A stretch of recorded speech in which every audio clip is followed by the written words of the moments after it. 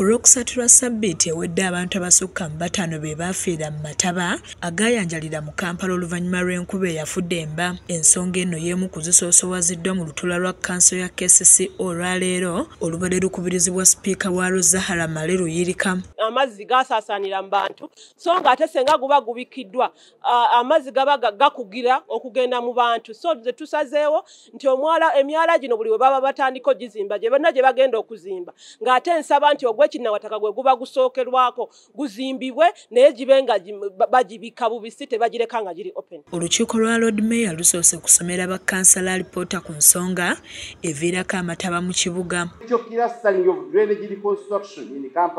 Under the unfunded priorities. 2.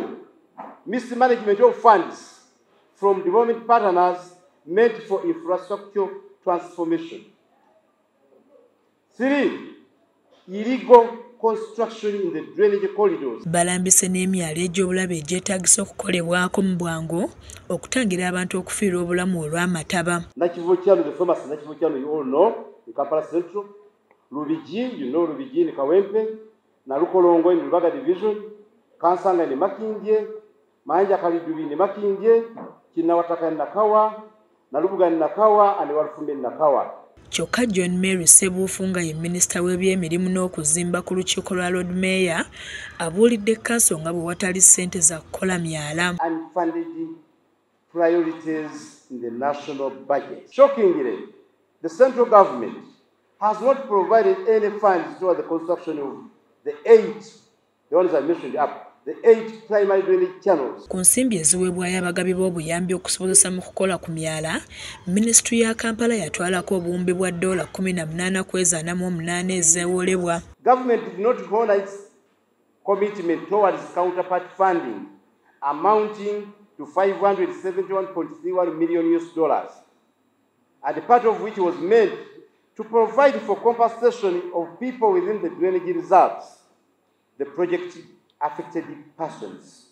Resultantly, therefore, the only funds available for this project is the contribution of the World Bank and the French Development Agency. Bakkansala bakkiriziganyizza okuwuliriza Minisitule ya Kampala okukomyawo ssente zino zeeyambisibwa okutereeza emyala mu kibuga. Lord Mayor wa Kampala Erias Lukwago alumiriza eyali akulira KCC ow'ekiseera Frank Russa okwekubana ne hamu ekyaleetawo okusazaamu emisango gye baali bamugguddeko. Ebbaluwa tugibalaze mukulu Russa gye yawandiika ng'agamba nti nga management baasazeewo emisango bagiggyewo bagimenyewo. Russa yenga acting ED yatudde ne banne basaze emisango ku hamu gimuveeko. Ate ye Minisita Bezo wa Kampala Kabuye Kyofa Togabye alabudde bannayuganda nti yenna anaasangibwa ng'amaaso akasasiro nga bw'asanze wakukola bulungi bwansi olunaku lulamba okusasula engassi ya $40,000 oba okutwalibwa mu kkooti atwalibwe ku alimanda okumala emyezi 6. Osobola okusasula engassi omulamuzi gy'anaabasazeewo n'okusinziira etteeka bwe ligamba ate nno ssente nnyingiko kati ayinza okugamba leeta $40,000 naye bw'oba ofunye omukisa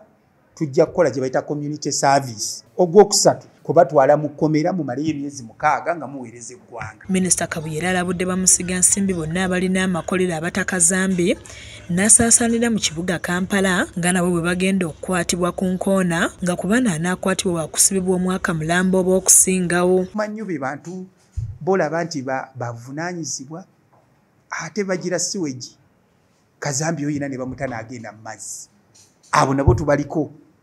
Bwe tukusanga nga kazambi wamutadde n'agenda mu bantu jjukira ate gwe weetaaga sibanya nnyo gwe weetaaga na mwaka mulamba kuba obulwadde bw'okuteddemu baki kati gwe tufuna n'ebintu bibiri obulagajjavu n'okulwaza abantu abalala ofikisinga ate ntukutwala mu kkomera kati bino mu byegendereze. Brian Kiberu yakusakidde emboozi eno ku KSTV agaleero.